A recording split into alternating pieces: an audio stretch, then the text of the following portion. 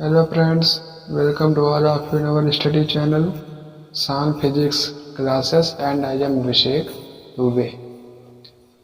जैसा कि आप लोगों को पता है कि समय अपना फिजिक्स का 5th चैप्टर जो कि हमारी बुक का 11th चैप्टर है वो हम शुरू कर दिए हैं, जिसका नाम क्या है वर्क एनर्जी एंड पावर, कार्य ऊर्जा और शक्ति। इसमें हमने 3 वीडियोस ऑलरेडी अपलोड कर दिए हैं जिनका लिंक डिस्क्रिप्शन में दिया भी है, आप जाके देख सकते हैं। जिसमें हमने पहले और दूसरे वीडियो में वर्क के बारे में, जिसमें से पहले में वर्क क्या है, डेफिनेशन क्या है, डेरिवेशंस क्या है, ये सारी चीज़ें कंप्लीट किया है। और उसी के सेकंड लेक्चर में वर्क वाले के उसके वर्क के इंटरेस्ट क्वेश्चन जो हमारी बुक में दिए गए थे वो हमने सॉल्व कर दिया है। और लेक्चर नंबर 03 में हमने एनर्जी, और एनर्जी में भी बेसिकली हमने काइनेटिक एनर्जी, कौन सी एनर्जी, काइनेटिक एनर्जी, हिंदी क्या होती थी इसकी, गतिज ऊर्जा, ये हमने जो है कंप्लीट कर लिया है। और आज ये हमारा लेक्चर नंबर 04 होने वाला है। तो एनर्जी और काइनेटिक एनर्जी कंप्लीट करने के बाद आज वाले इस वीडियो में हम अपने 2 चीज़ें बेसिकली कवर करेंगे। पहला है उसमें से पोटेंशियल एनर्जी, जिसे हिंदी में कहा जाएगा स्थितिज, उसमें क्या था गतिज, और इसमें क्या है स्थितिज ऊर्जा। पोटेंशियल एनर्जी कवर करेंगे और इसी के साथ साथ में जो यहाँ तक पोटेंशियल एनर्जी तक जो हमारे इन टेक्स्ट क्वेश्चंस दिए गए हैं, इनको हम आज अपने इसी वाले वीडियो में कवर करेंगे। इसके बाद फिर एनर्जी के ऊपर एक वीडियो और आएगा, और फिर उसके बाद जब एक वीडियो और एनर्जी के ऊपर आएगा फिर हमारा एनर्जी कॉन्सेप्ट पूरा होगा। उसके बाद फिर हम पावर के ऊपर जाएंगे। ठीक, तो वो आगे जब होगा तब देखा जाएगा। आज वाली वीडियो में हम अपनी पोटेंशियल एनर्जी कवर कर लेनी है, और पोटेंशियल एनर्जी के साथ जो जो इंटरेस्ट क्वेश्चन है पोटेंशियल एनर्जी और काइनेटिक एनर्जी के मिला के ये कंप्लीट कर लेना है। तो चलिए शुरू करते हैं आज का अपना ये लेक्चर। लेक्चर नंबर कौन सा है, 04, work energy and power chapter का। देखिए सबसे पहले पोटेंशियल एनर्जी, जैसे आप बहुत बार सुनते होंगे कि इनका पोटेंशियल कम है, इसमें पोटेंशियल इतना ज़्यादा है, ये वो। पोटेंशियल शब्द को मिला के मेरे कहने का मतलब है कि आपने कई बार जो है वो सुना होगा। पोटेंशियल की हिंदी तो नहीं कहेंगे, लेकिन पोटेंशियल की जो मीनिंग होती है बेसिकली, वैसे हमने एनर्जी में भी ये बताया है कि इसकी हिंदी होती है कैपेबिलिटी। कैपेबिलिटी मतलब कार्य करने की जो हमारे अंदर जो क्षमता होती है उसी को हम क्या कह देते हैं, एनर्जी, वही एनर्जी कहते हैं। और पोटेंशियल एनर्जी भी एक प्रकार से एनर्जी ही है, इसलिए उसमें हम कैपेबिलिटी का यूज जो है वो कर सकते हैं। पोटेंशियल की बेसिक मीनिंग भी कैपेबिलिटी ही होती है। तो आप अगर अपने दिमाग में इतना अगर बैठाए रहेंगे तब आपको समझने में आसानी होगी। थोड़ा सा हम आपको बता दें, जैसे अभी हमने पिछले वाले लेक्चर में अपने काइनेटिक एनर्जी पढ़ा है, काइनेटिक एनर्जी या फिर गतिज ऊर्जा।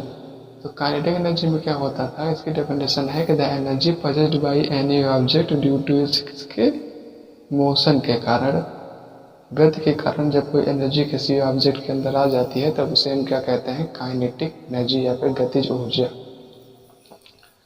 तो इसी काइनेटिक एनर्जी का जस्ट अपोजिट जो है वो है हमारा कौन सी एनर्जी, पोटेंशियल एनर्जी। तो पोटेंशियल एनर्जी की आप पहले डेफिनेशन नोट कर लीजिए, फिर बताते हैं कि यह वास्तव में है क्या। तो नोट करिए कि the potential energy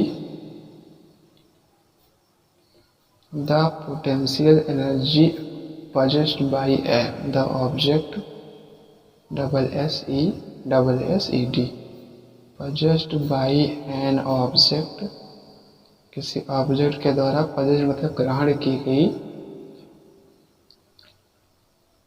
is the energy मतलब ये है क्या है, energy present in it, energy present in it by its position और कॉन्फ़िगरेशन। ये आपकी एनसीईआरटी की डेफिनेशन है।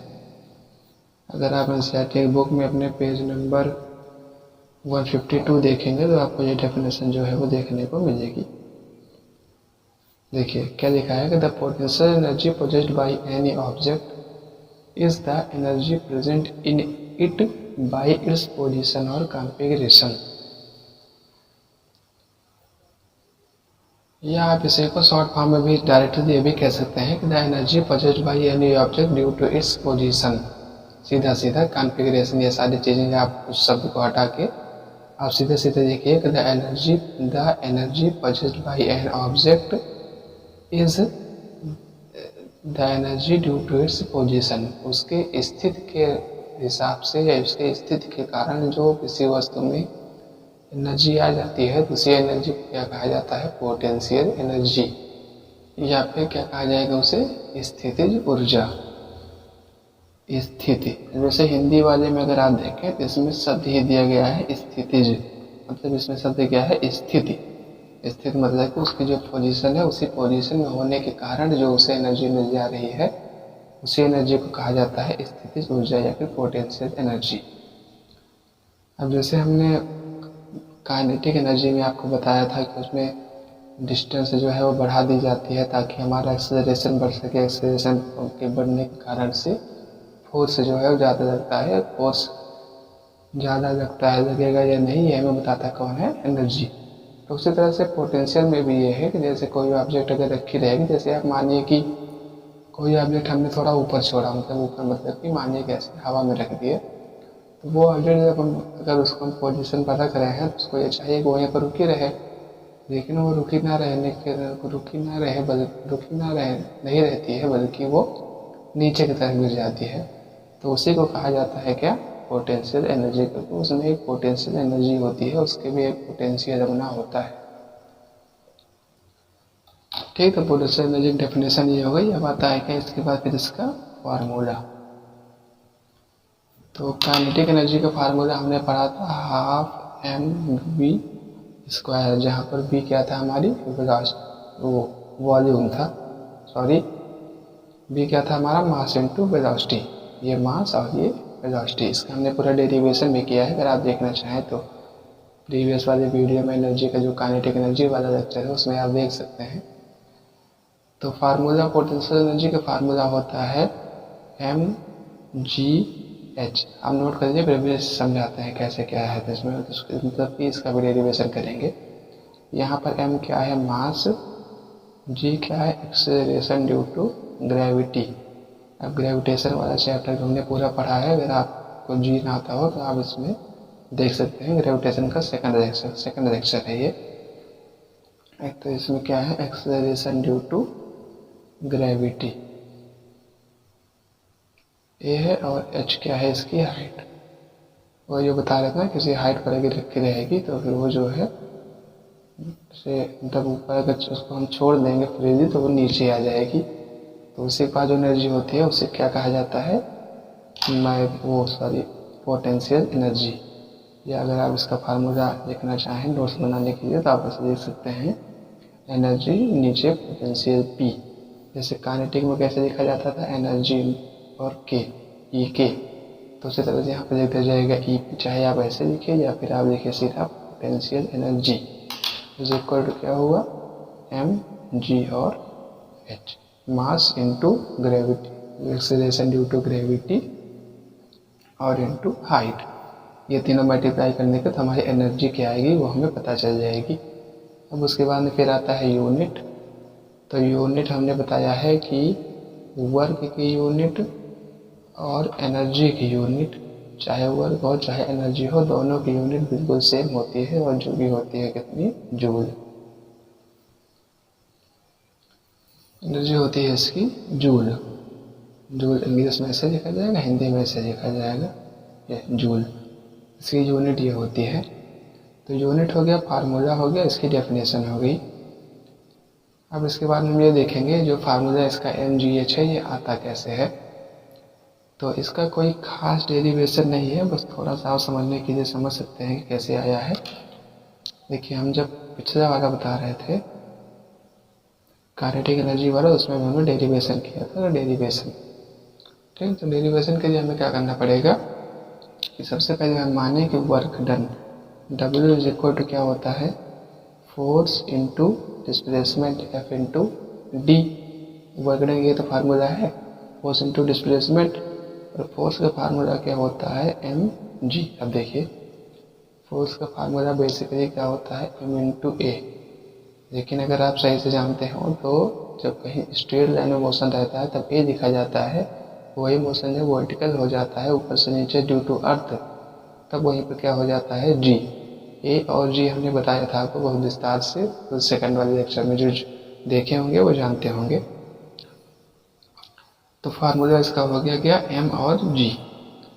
और इसका डिस्प्लेसमेंट कितना हो जाएगा, देखिए हम आपको एक फिगर बना के दिखा दें तो आपको आसानी से क्लियर होगा। जैसे मानिए कि कोई ऑब्जेक्ट है, बॉडी है, ठीक, और ये ग्राउंड है हमारा, ये ग्राउंड है,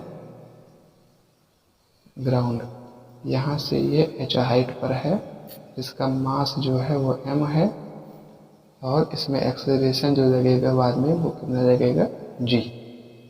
यही सेटअप है आपका, ये आपका हो गया ग्राउंड, ये आपका क्या हो गया, ग्राउंड, ये आपकी बॉडी है, और ये बॉडी होने को इसका मास m है, इसकी ग्रेविटेशन जो नीचे जब गिरेगी और बॉडी ये फ्रीजी होके तब इसका एक्सेलरेशन कितना हो जाएगा, स्मॉल g, और हाइट इसकी कितनी है, h।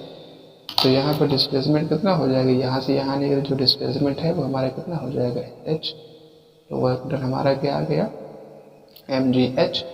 और पहले भी हमने आपको एनर्जी वाले वीडियो में, इसके फर्स्ट वाले में ये बताया है कि जो एनर्जी होती है बेसिकली वो वर्क डन ही होती है, क्योंकि आप यहाँ पे देख सकते हैं वर्क और एनर्जी के जो फार्मूला है या जो यूनिट है, फार्मूला नहीं लेकिन यूनिट जो है वो दोनों की जूल ही होती है।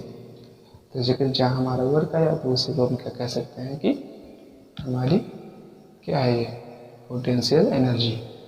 तो work done on an object is equal to mgh, NCERT में आपको लिखा है, and energy equal to mgh unit is gained by the object, this is known as potential energy.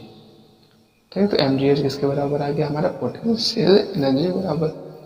तो पोटेंशियल एनर्जी में आपको कुल मिलाकर इतना ही कॉन्सेप्ट है, जिसमें से हमने क्या क्या देख लिया, इसकी एक वास्तव है कैपेबिलिटी है ये देख लिया, और बेसिक इससे काइनेटिक एनर्जी से जो जो डिफरेंसेस है वो हमने यहाँ पर एक गो थ्रू करके देख लिया है, वो विस्तार से नहीं देखे हैं, आपको कोई ज़रूरत हो तो आप देख भी सकते हैं।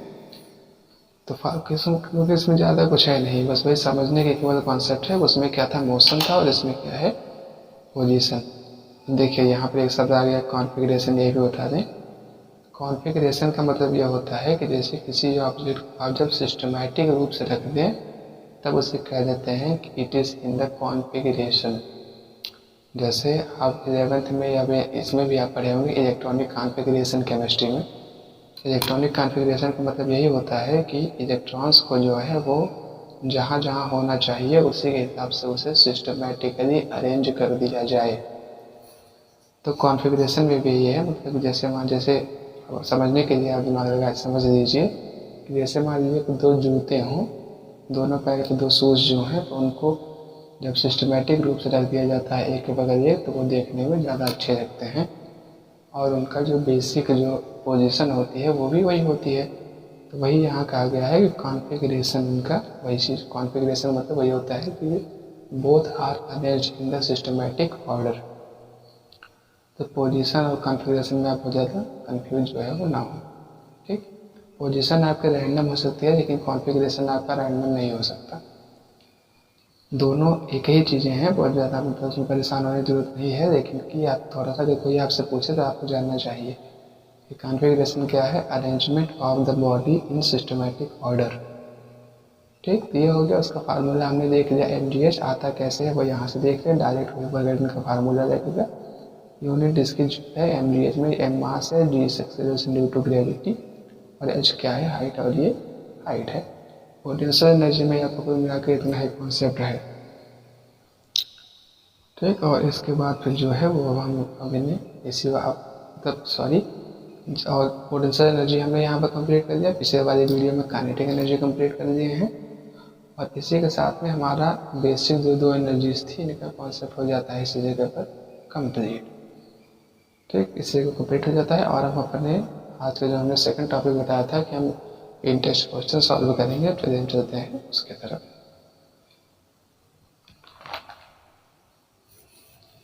तो इन टेस्ट क्वेश्चंस, अब इन टेस्ट क्वेश्चन अगर आप अपनी एनसीईआरटी बुक आप देखेंगे तो उसमें जो है काइनेटिक एनर्जी से ही दिए गए हैं, पोटेंशियल एनर्जी से कोई भी इंटरेस्ट क्वेश्चन जो है वो नहीं दिया गया है। तो काइनेटिक एनर्जी के कुल मिलाकर 3 क्वेश्चंस हैं जो कि आपके बुक के पेज नंबर 152 पर हैं। यहाँ पर है पेज नंबर 152 पर, 152 के सबसे ऊपर तरफ आपके 3 क्वेश्चन जो हैं वो दिए गए हैं, जिसमें से आपका क्वेश्चन नंबर 1 है कि what is the kinetic energy of an object. What is the kinetic energy of an object. What is the kinetic energy of an object. किसी एक ऑब्जेक्ट की, किसी एक वस्तु की काइनेटिक एनर्जी क्या होती है। तो काइनेटिक एनर्जी का वही डेफिनेशन आपको इसमें लिखना है, फार्मूला वही जो हमने पुराने वाली वीडियो में बताया है, वही सारी चीज़ आपको यहाँ पर क्या करना, वही आपको बिल्कुल वहाँ से देख के यहाँ कॉपी कर देना है, बस वही आपका हो जाएगा आंसर। दोबारा लिखवाएंगे फालतू में टाइम लगेगा, उसका कोई मतलब ज़्यादा है नहीं। पीछे लिखवाएं वही सेम चीज़, आपको डेफिनेशन यहाँ पे कॉपी कर फार्मूला लिख देना है, बता देना है कौन सी चीज़ क्या है, बस ठीक। फिर इसी में आपका सेकंड क्वेश्चन है कि राइट एन एक्सप्रेशन। एक्सप्रेशन एक बार और पीछे आया था, वहाँ हमने बताया था एक्सप्रेशन का मतलब क्या होता है, फार्मूला। एक्सप्रेशन फॉर द किसके लिए, kinetic energy of an object. एक ऑब्जेक्ट की काइनेटिक एनर्जी के लिए आप क्या लिखें, एक एक्सप्रेशन लिखें। तो काइनेटिक एनर्जी का फार्मूला क्या होता है, kinetic energy is equal to क्या होगा, हाफ एम वी स्क्वायर, जहाँ पर एम क्या है, मास ऑफ बॉडी, और वी क्या है, वेलोसिटी ऑफ बॉडी। यहाँ पर वेलोसिटी क्यों लग रही है, क्योंकि ऑब्जेक्ट जो हमारा है वो किसमें है, मोशन में। ऑब्जेक्ट हमारा मोशन में है, तो वहाँ पर फार्मूला क्या लग जाएगा, half M V square, half है 1/2 इंटू मास और वेलोसिटी। वेलोसिटी का स्क्वायर करेंगे, उसको मास से मल्टीप्लाई करके हाफ कर देंगे, तब हमारा आंसर जो है वो आ जाएगा। देखिए थर्ड वाला क्वेश्चन अभी देखें तो उसमें के बाद फिर हमें ये फार्मूला अप्लाई करना आएगा। प्रीवियस वाले वीडियो में काइनेटिक एनर्जी वाले मैंने आपसे ये बताया था कि आप तब तक अपने आप को ये ना समझे काइनेटिक एनर्जी आने लगी जब तक आप काइनेटिक एनर्जी के फार्मूले को काइनेटिक एनर्जी के न्यूमेरिकल्स को ना हल कर पाएँ। तो हमने उसमें ये भी बताया था कि जब तक आपका अगला वीडियो मतलब ये वाला वीडियो ना अपलोड हो जाए तब तक आप ये मान लीजिए कि आप काइनेटिक एनर्जी कंप्लीट जो है वो नहीं हुआ है।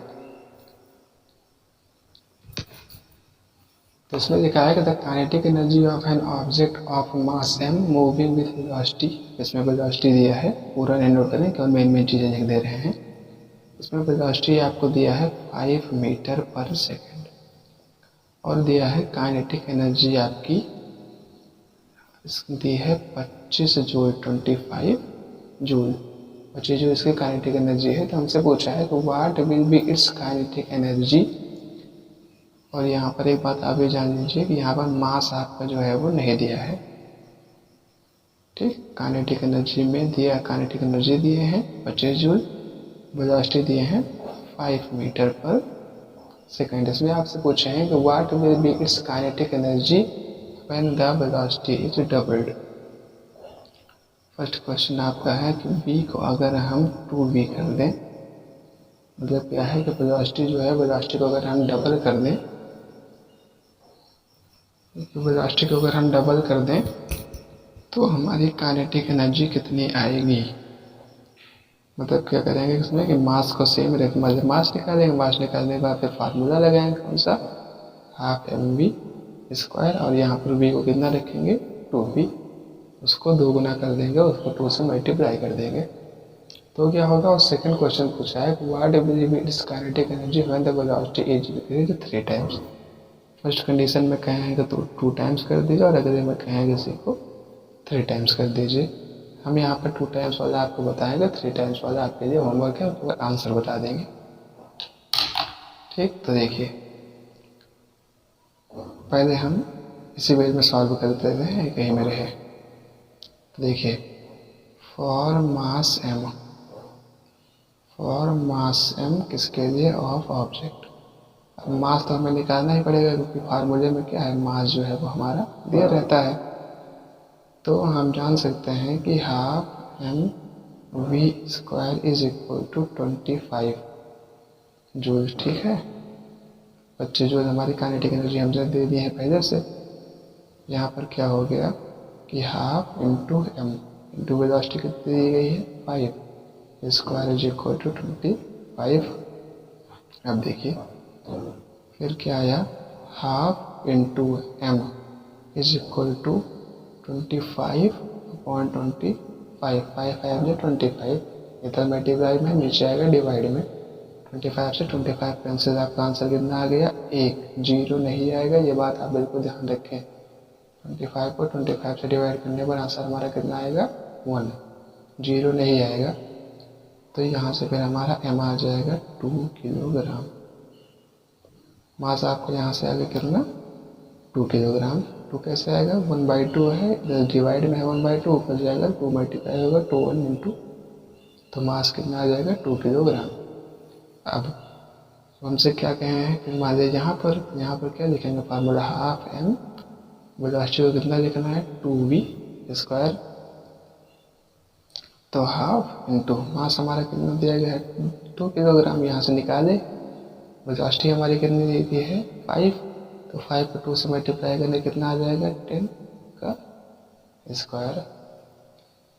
तो कितना आ गया, हाफ इंटू 2 इंटू स्क्वायर, समझते हैं ना, स्क्वायर का मतलब कि उसी को नंबर को उसी से मल्टीप्लाई कर दिया जाए। जैसे आपसे कह रहे हैं 10 का स्क्वायर, तो 10 का स्क्वायर मतलब हो जाता है 10 इंटू 10।